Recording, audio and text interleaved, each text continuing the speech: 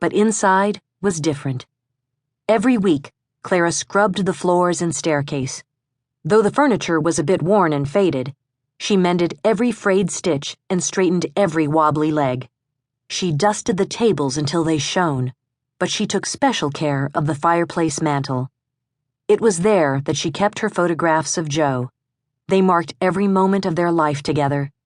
Their courtship, the day they were married, Tommy as a baby, and even Joe smiling proudly in his uniform.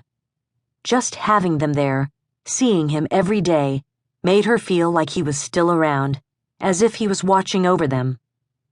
The smell of coffee wafted from the kitchen. Inside, Clara found her mother, Christine, staring into the pantry. "Good morning," Clara said. "You're up awfully early." Christine nodded absently. Clara went to the cupboard, grabbed a mug, and filled it with coffee. She sat down at the small kitchen table and looked at her mother. To her daughter's eye, Christine Montgomery was still a beautiful woman. Her hair, a silvery white with only a few remaining streaks of black, swept over her shoulders. Though her face became more wrinkled with every passing year, it was as perfectly proportioned as a porcelain doll's. Her green eyes, pert nose, and thin mouth were just where they should be. Even at such an early hour, at almost 60 years of age, she had an air of grace about her. Still, something was clearly wrong. As Clara watched, Christine took a hesitant step into the pantry, raised her arm as if she was about to grab something, but then quickly moved back, her face a mask of confusion. "Mom, is everything all right?" "Of course it is," Christine answered with little conviction, offering a smile that never quite managed to reach her eyes. "It's just that, since I was up, I thought I might make breakfast. I put on coffee and then opened the pantry, but that's as far as I got." Gesturing at the door, she added, "I kept thinking that if I stood here long enough, it'd come back to me, but I'll be darned if I can remember what I wanted to make." "Why don't we have pancakes?" Clara suggested, getting up from the table to gather the ingredients she would need.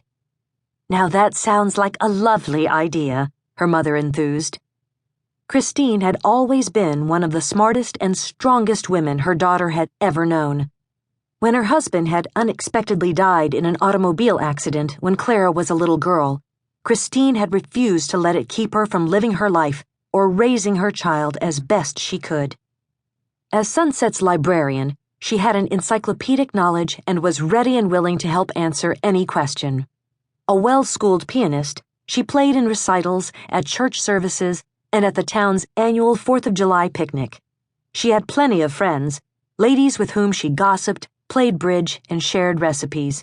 Everyone in town loved her.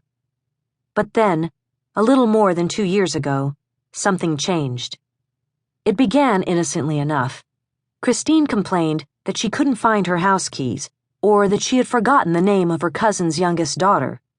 Clara hadn't paid her mother's memory troubles any mind, but then, one Sunday morning at church, Christine had repeatedly stumbled over a stanza she had played hundreds of times before. At her daughter's insistence, she had gone to the doctor, but nothing had been found to be wrong. Still, the problems worsened. She blanked on the names of lifelong friends, repeated questions again and again, and forgot to pay her bills. Finally, last year around Christmas, Bob Herring had called Clara to say that Christine had been sitting in her car out in front of his grocery store for more than an hour. When Clara arrived, her mother burst into tears, fearfully admitting that she couldn't remember how to get home. Slowly but surely, Christine began to distance herself from her friends, afraid that she would say or do something foolish. She quit her job at the library. She even stopped playing the piano. On the outside, she looked like the same person she had always been, but on the inside, Christine was withering away. It was painful for Clara to watch. Eventually, with some prodding, she had managed to convince her mother to move in with her, as much for Christine's safety as her daughter's peace of mind. While making ends meet became harder than ever, there was simply no other choice. "Did I hear the truck drive in?" her mother asked.